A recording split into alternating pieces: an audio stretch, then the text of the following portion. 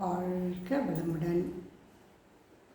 ஒரு ஊரில் என்ன பண்ணுறாங்க, விளக்கு நான் அகல் விளக்கு,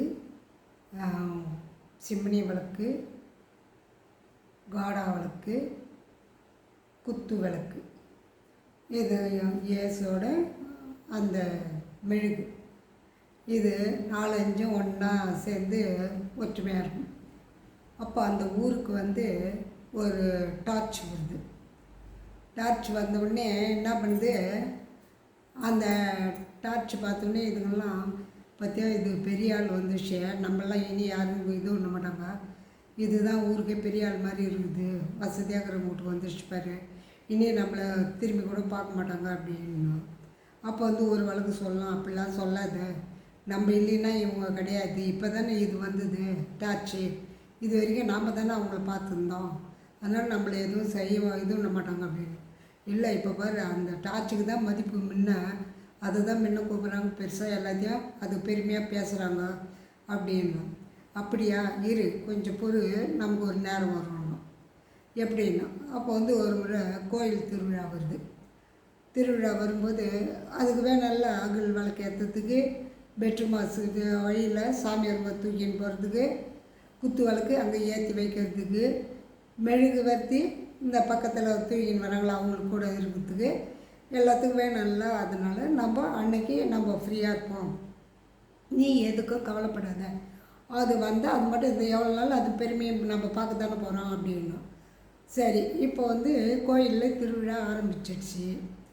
ஆரம்பித்த உடனே இதுங்களுக்கு ரொம்ப சந்தோஷம், நம்மளாம் ஜாலியாக போகலாம், நம்ம இல்லைன்னா அங்கே கோயில் எதுவும் முடியாது, நம்ம தானே முன்னாடி போனோம் அப்படின்னு சொல்லி வாங்க எல்லாம் ஒற்றுமையாக போகலான்னு சொல்லிட்டு எல்லா விளக்கும் 1/2 போயின்னு இருக்கும். போய்கின்னு இருக்கும்போது என்ன ஆகுதுன்னா, மழை காற்றடிக்குது, காற்று நல்லா காற்றடிக்குது. அப்போ என்ன பண்ணுது, ஃபஸ்ட்டு அகல் அணிஞ்சிடுது.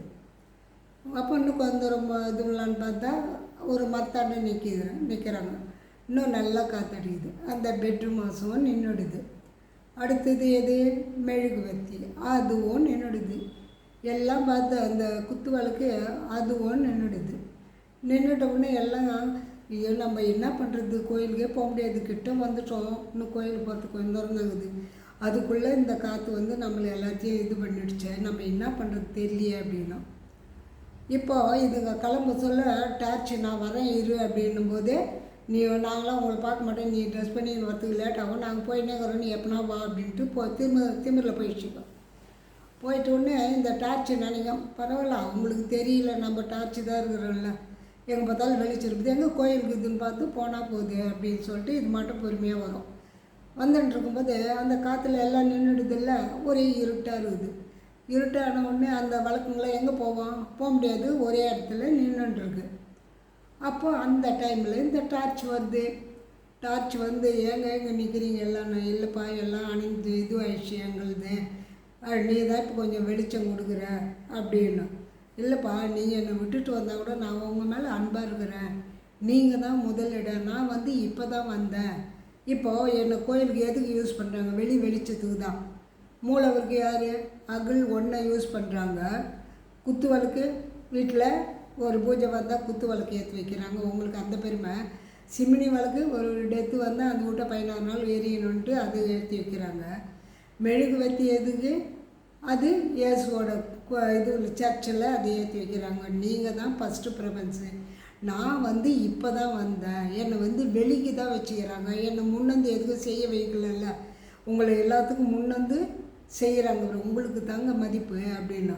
அப்படியா, எங்களுக்கு எங்கள் பெருமை தெரியலப்பா, நான் உங்களை தப்பாக நினச்சிட்டோம், அதால் தான் உன்னை விட்டுட்டு வந்துட்டோம், எங்களுக்கு இப்போ தான் புத்தி வருது, அப்போ நம்ம எல்லோரும் ஒரே ஃப்ரெண்ட்ஸு தான், நம்ம இது வரைக்கும் நம்மளை உன்னை வேற்றாளாக நினச்சோம், நீ பெரிய ஆளுன்னு நினச்சி எது பண்ணியிருந்தோம், ஆனால் இப்போ நாங்கள் அது மாதிரி நினைக்கல, நம்ம எல்லாம் ஒற்றுமையாக இருக்கலாமா அப்படின்னு. எதுக்கு சொல்கிறேன்னா, இப்போ எல்லாம் தெரியுன்ட்டு இருப்பாங்க, ஆனால் உங்களுக்கு உள்ளுக்குள்ளே ஒன்றுமே தெரியாது.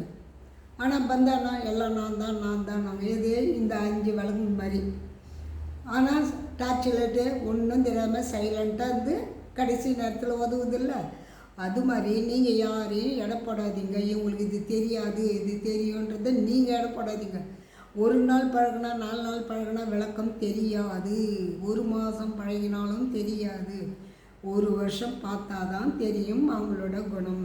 அப்போ நீங்கள் தெரிஞ்சுப்பீங்களா அவங்க இந்த நிலைமையில் இருக்காங்க, இந்த ஆன்மா இப்படி தான் இருக்குதுன்றதை புரிஞ்சுப்பீங்க. எப்படி டார்ச் மாதிரி. வாழ்க வளமுடன்.